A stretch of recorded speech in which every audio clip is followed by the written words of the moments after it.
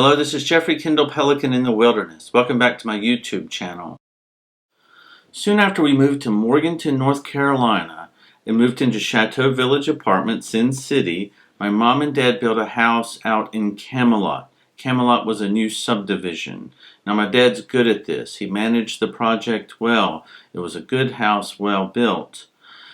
Well, we moved in, and this was about third or fourth grade. Sarah and I had fun playing in the neighborhood and in the house. Well, one day we built a tent in the den. Now, the den had a sofa, a daybed, one of those old TVs, big box TVs that sat on the floor. And Sarah and I took blankets, and we built a tent in the den.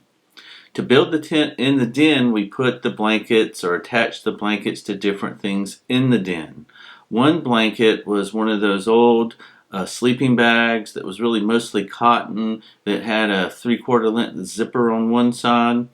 Well, we placed that blanket over a piece of pottery. To my mind, it was just a piece of pottery. But I was certainly concerned about it. I said, I'm the one that needs to remove this because we can't pull it off. We have to lift it off. I was very clear about that. I said that to Sarah, I said that to Mom, said that to everyone. So I was really aware of what we were doing. Well, the three of us played, my mom, my sister, and me. My dad was working on the house somewhere. Well, we played for a while, and it was fun, and then it was time to clean up, so we had to remove the blankets. My sister pulled on the blanket that was over the piece of pottery. I tried to stop her. My mom was standing right beside me and watched everything that happened. My sister was quicker than me.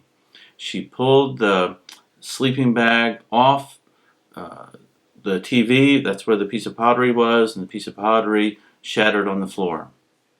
My mom, again, was standing right beside me and watched everything that happened. As soon as the piece of pottery broke, she exploded. It was actually an heirloom piece. It was from her grandmother's wedding. It was a very important piece of pottery. I couldn't have known that, but I did know that we needed to lift the sleeping bag off the pottery, and I made clear that we needed to do that, and I needed to be the one to do it so that it wasn't broken. But Sarah broke it. Mom saw what happened. She started screaming.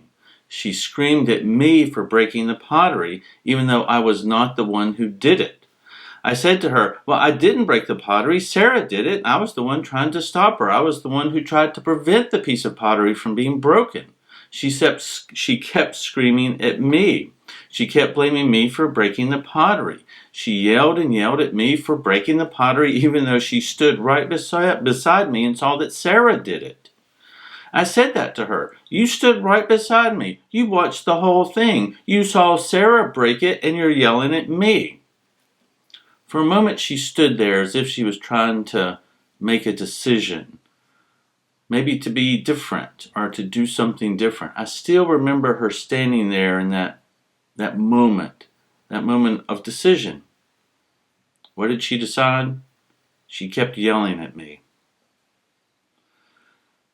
This is one story out of many, but it's a pattern.